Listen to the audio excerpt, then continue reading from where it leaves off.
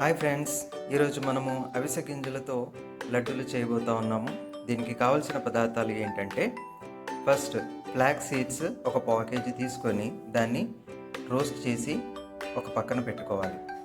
Next ingredients ఏంటంటే నువ్వులు, కర్బూజా ఇత్తులు, chia seeds, sunflower, pumpkin seeds. ఇవన్నీ కొంచెము రోస్ట్ చేసుకొని ఒక సైడ్కి పెట్టుకుందాం. నెక్స్ట్ ఇంగ్రీడియంట్ ఏంటంటే జాగరి పౌడర్, బెల్లం పౌడర్ అన్నమాట.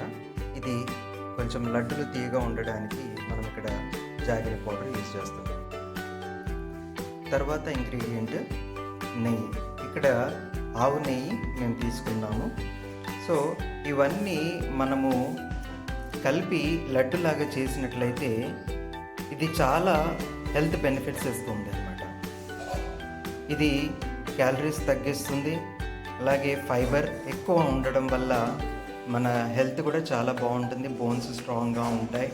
థైరాయిడ్ ఉన్న వాళ్ళకి ఇది చాలా ఉపయోగకరమైనది. థైరాయిడ్ లెవెల్స్ కూడా కంట్రోల్ చేస్తుంది. షుగర్ ఉన్న వాళ్ళు కూడా తినచ్చు.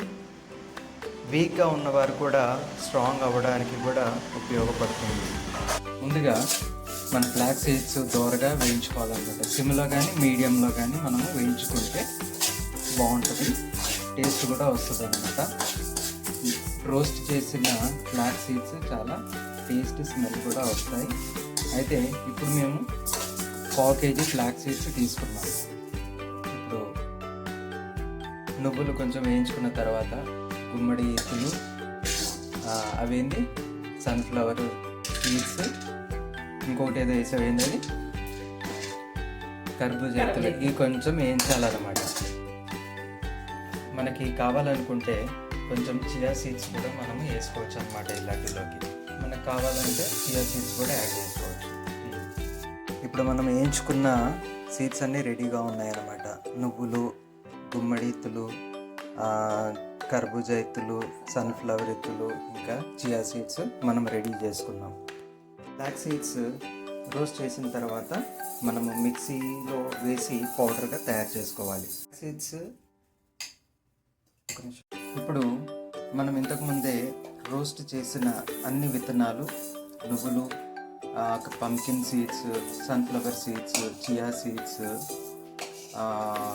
ఇవన్నీ మనము మిక్సీ పట్టుకుందాం. ఈ పౌడర్ కూడా మనము మిక్సీ పట్టిన తర్వాత ఒక చిన్న ప్లేట్లో తీసి పక్కన పెట్టుకుందాం. సీడ్స్ మిక్సీ పట్టిన తర్వాత పౌడర్ మనం సపరేట్గా తీసుకుందాం. ఇప్పుడు అన్నీ ఒక దగ్గర మిక్స్ చేసుకుందాం. ఇప్పుడు మిక్సీలో పౌడర్ చేసినవన్నీ ఒక దాంట్లోకి తీసుకొని కలుపుకుందాం.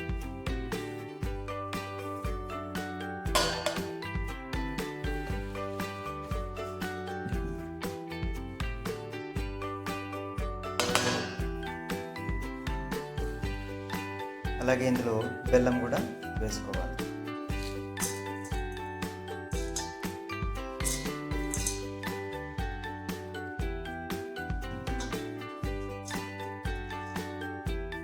నెయ్యి వేసే ముందు అన్నీ ఒకసారి కలిపి మంచిగా మిక్స్ అయ్యే విధంగా మనం ఇలా కలుపుకోవాలి.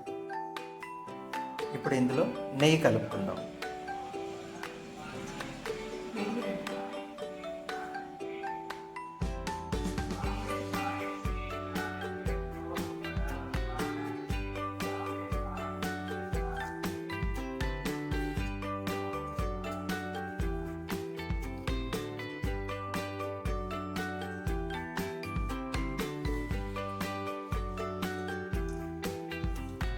నెయ్యి వేసి ముద్దలాగా తయారు చేసుకోవాలి.